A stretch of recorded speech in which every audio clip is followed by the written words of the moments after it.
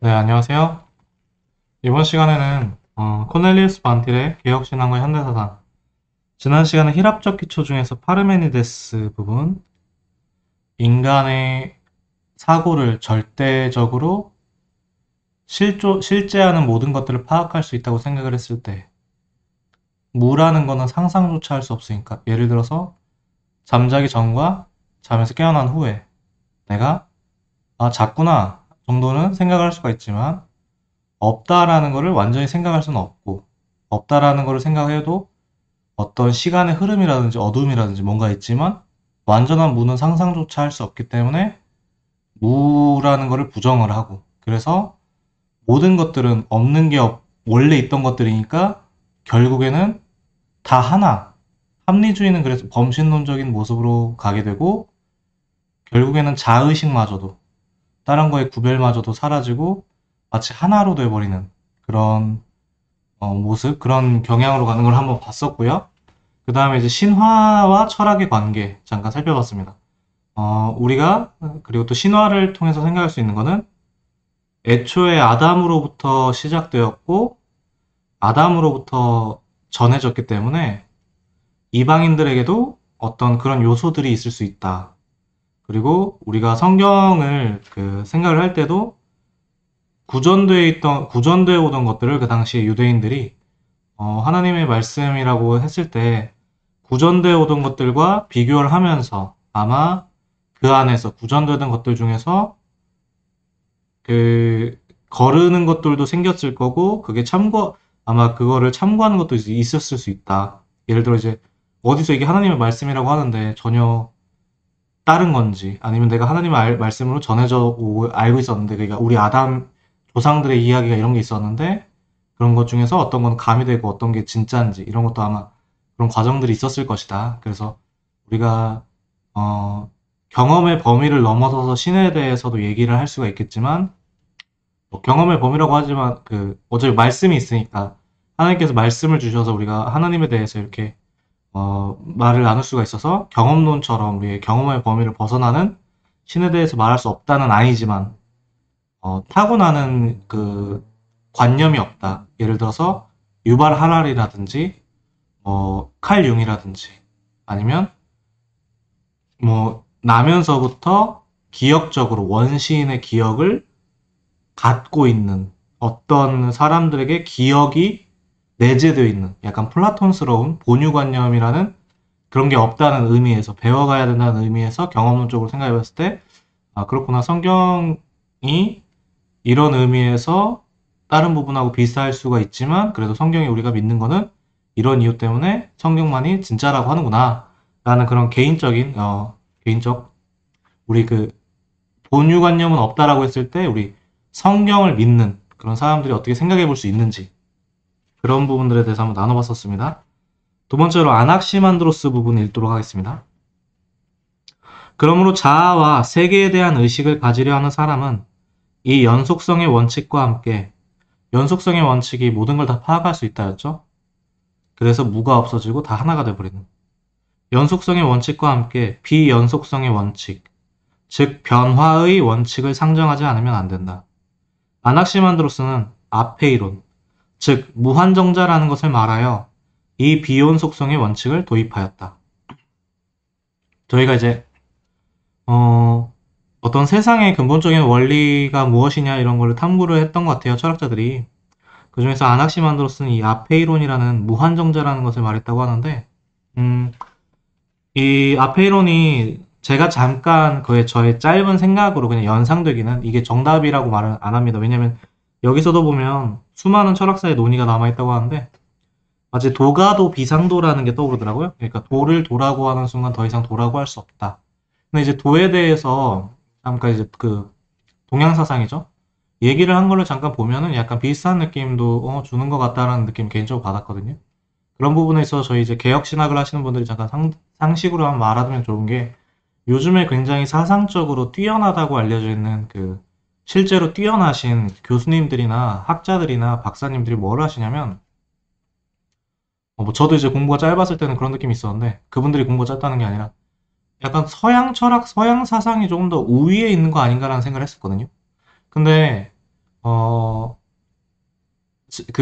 요즘에 그런 말도 있더라고요. 그 공부를 저보다 훨씬 많이 하시는 그 분들께서, 지금도 굉장히 유명하신 분들께서, 서양에서는 그 친부 살해의 그런 모습들이 있다. 그 신화 같은 걸 보면 아들이 그 살해하고 뭐 나가는 그런 것 좀 해서 사상적인 거에서 발전을 할 수가 있었다라는 식으로 말씀하시는 그런 경향들이나 저는 그런 걸 접했는데, 제 개인적인, 그분들은 이제 공부 많이 하신 분들의 의견을 미리 말씀드리고, 저의 개인적인 공부 안에서 이제 개혁신학 하시는 분들께 한번 나누고 싶은 거는, 동양 사상이라는 게 서양 사상에 비해서 사상적으로 뒤졌다기보다는, 이제 제가 이제 저도 이제 저 공부 많이 하시는 우리 그 다른 분들께, 목사님이나 다른 분들께도 많이 듣고 하니까, 개인적으로 공부를 하다 보니까 개인적으로 느낀 거는, 나누고 싶은 거는, 데카르트 시대 때 데카르트의 좌표의 발견 이후로, 데카르트 좌표 이후로 과학 기술이 발전을 해가지고 좀 차이가 났지, 사상적인 면에서 서양 사상이 더 뛰어나다고 할 수 있는가? 그런 생각이 이제 접하게 되더라고요, 나중에는. 그래서 이제 한번 개혁신학을 하시는 분들께서는 이렇게, 결국에는 이런 게, 제가 이제 동양 사상까지도 같이 이제 어떻게 보니까 좀 약하지만 언급을 하게 되어서, 예, 스쳐 지나가듯이 언급을 하게 됐지만 이런 부분도 나눠보면서 계속 나누겠습니다. 이 앞의 이론의 의미가 무엇인가에 대한 수많은 논의가 철학사에 남아있다. 그러나 한 가지 분명한 것이 있는데, 이 무한정자란 이미 사람에게 알려진 다른 요소와는 같지 않은 것이다. 이 무한정자란 이미 사람에게 알려진 다른 요소와는 같지 않은 것이나 완전히 다를 만큼 같지 않은 것이 아니라는 것이다. 다시, 이 무한정자란 이미 사람에게 알려진 다른 요소와는 같지 않은 것이나 완전히 다를 만큼 같지 않은 것이 아니라는 것이다. 즉, 그것은 흙과 공기와 불과 물이나 그 모든 것에 공급원 구실을 하는 것과 같지는 않다. 만일 그것이 앞서 말한 것들과 완전히 다른 것이라면 인간은 그의 경험을 합리적인 것으로 경험할 수는 없게 된다는 것이다. 이 아낙시만드로스의 무한정자란 개념은 후에 아리스토텔레스에 의해 발전된 힐압적 유비 개념의 구성 요소를 이해하는 데 도움을 줄 수 있다. 이게 또 이제 너무나도 뜬구름 잡는 이야기처럼 지금 이게 현대 사상과 무슨 상관이 있어? 라고 생각할 수도 있을 수 있는데, 사실 현대에서도, 과학에서도 결국에는 궁극적으로 하나의 원리를 찾고자 이제 하고 있어요.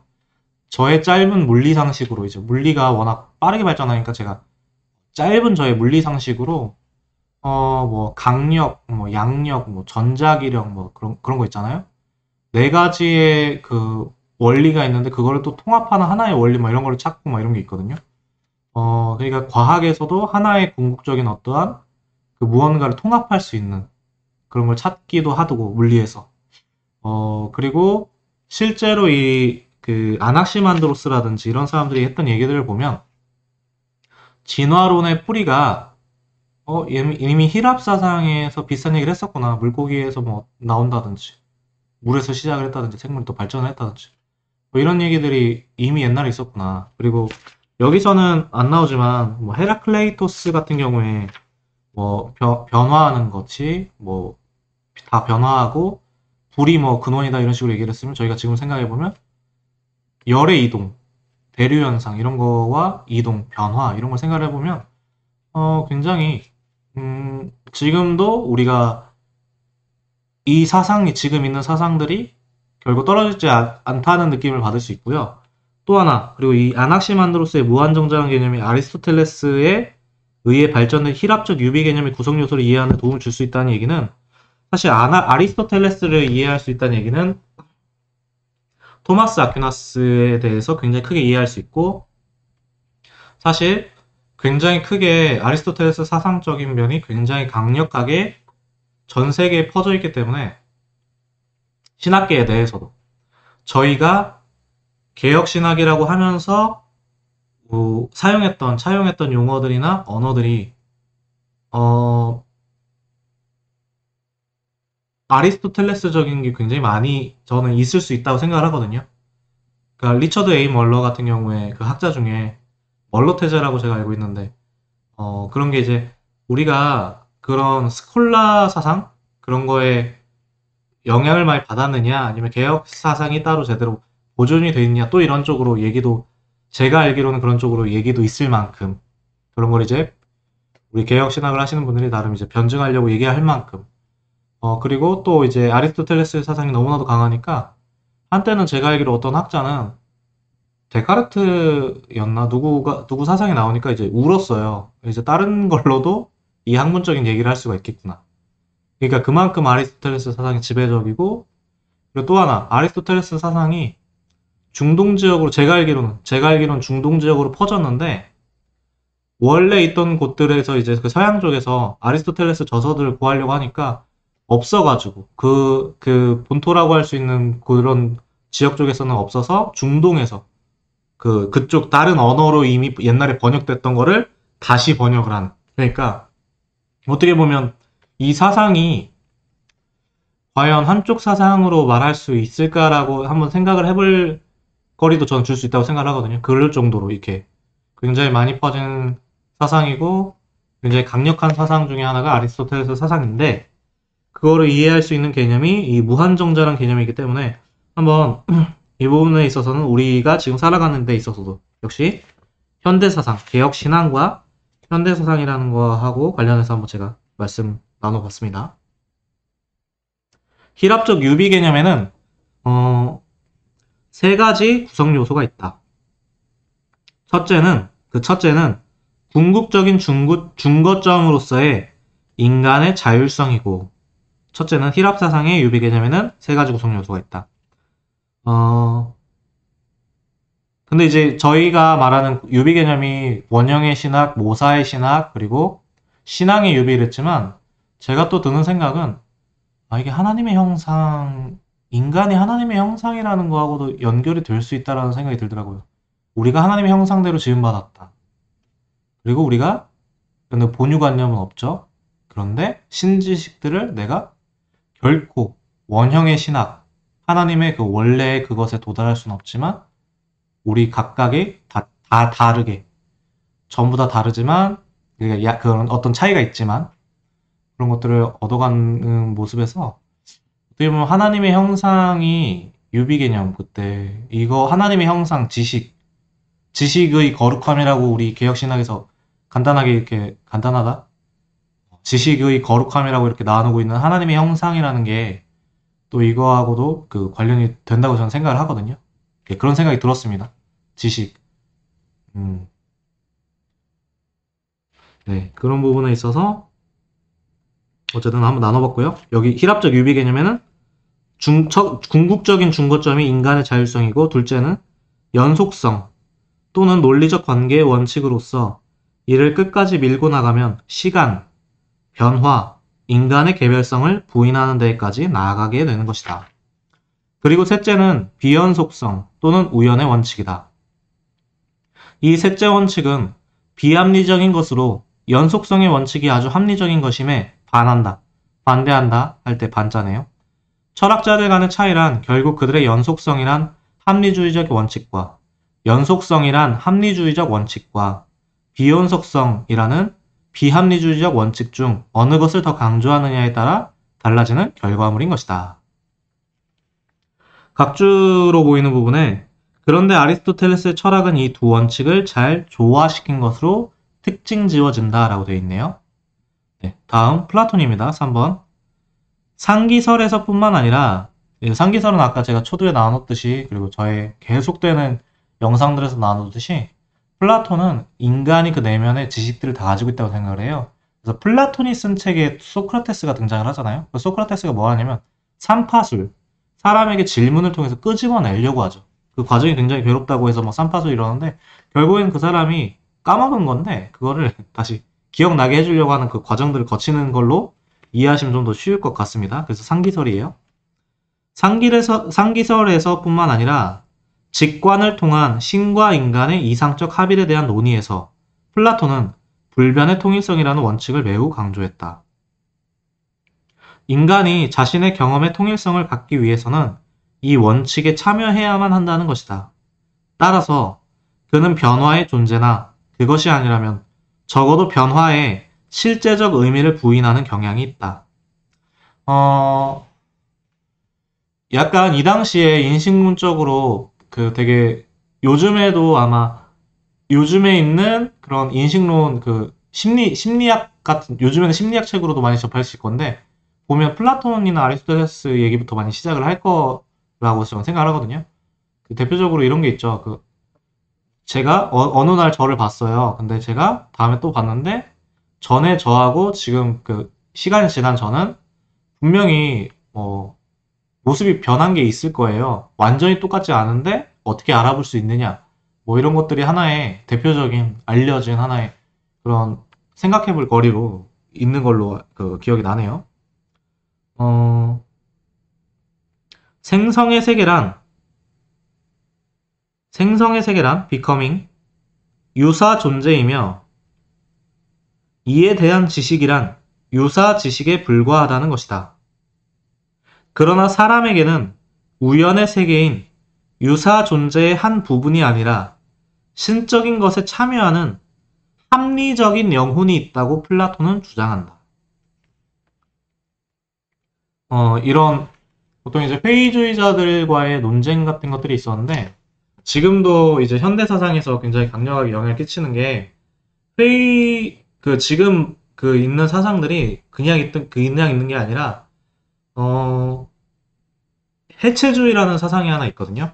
이거 어떤 거냐면 포스트 모더니즘 해체주의라고 표현을 하는데 간단한 예로 사람이라고 하면 그 개념을 열어놓습니다. 사전에 개념을 열어놓는데 어떤 게 있냐면 절대적인 진리를 파악하기가 어렵다고 해버리는 거하고 연결되는 겁니다. 사람 이러면 괄호를 치면 그 안에 사전의 뜻으로 남자, 여자가 있죠.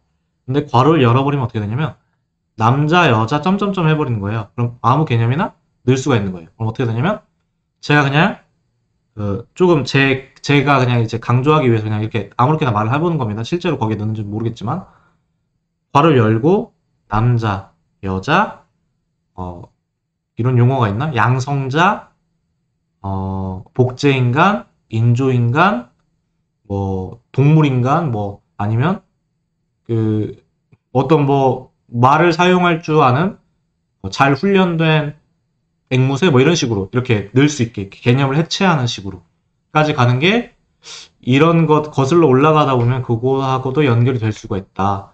그리고 경제적인 면에 있어서 제가 이런 철학적인 것들을 이제 너무나도 많은 철학적인 책들이 있으니까 그걸 다 보기 어려워서 찾다가 최한열 변호사님이라는 분이 되게 철학 그 책들을 너무 뛰어나게 잘 가르쳐 주시길래 그런 거 많이 봤는데 그래서 보니까 헤겔이 이제 그 소유에 대해서 말을 했는데 법철학에서 거기서 말하는 거 보니까 인식론 얘기더라고요. 그거하고 연결지어서 얘기가 나오더라고요.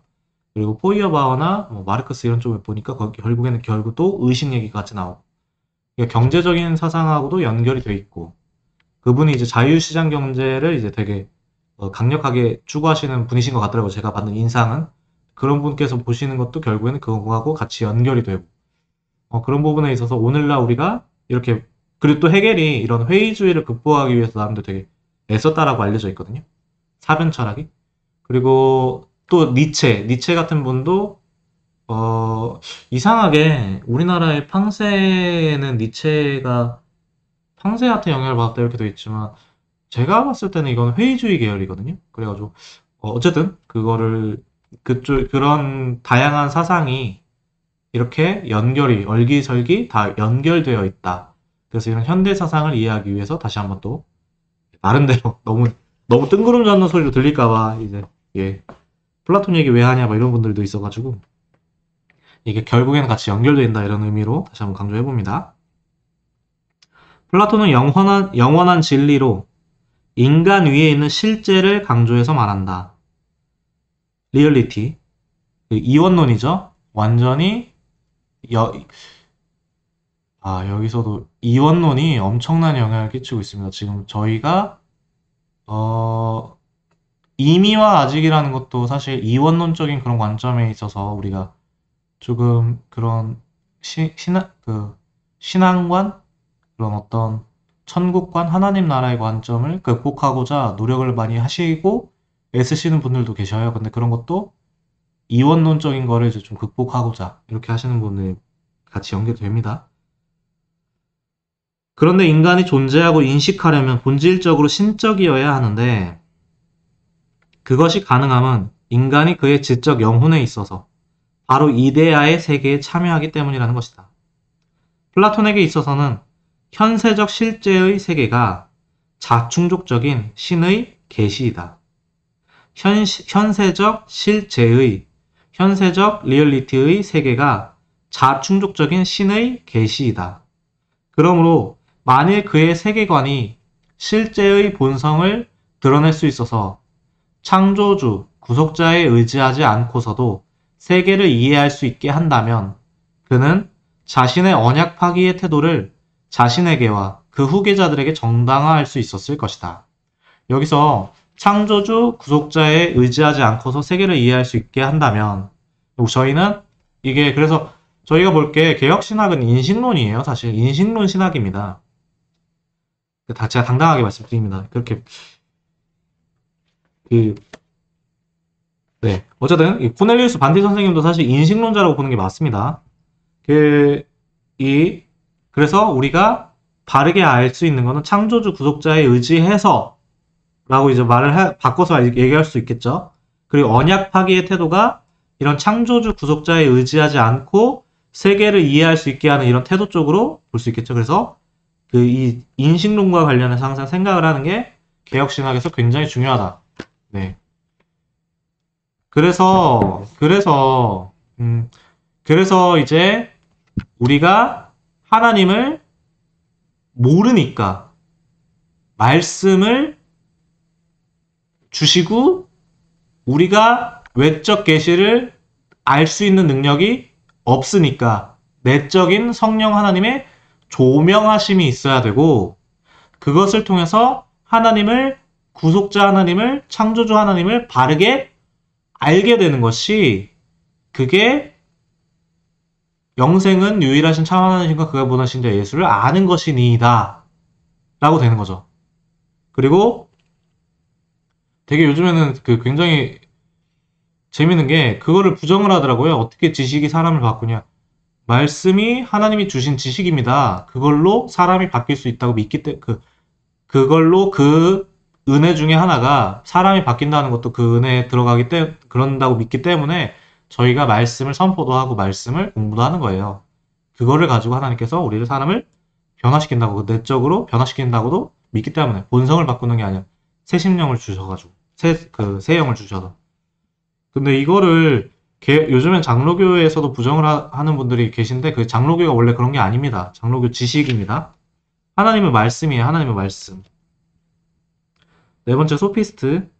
플라톤은 그의 철학에서 줄곧 비연속의 비합리적인 원칙을 강조하는 소피스트들을 공격하였다. 그들은 어떤 사실도 확언할 수 없으므로 이제 어떤 사실도 확언할 수 없으므로 굉장히 회의적인 느낌이 나네요.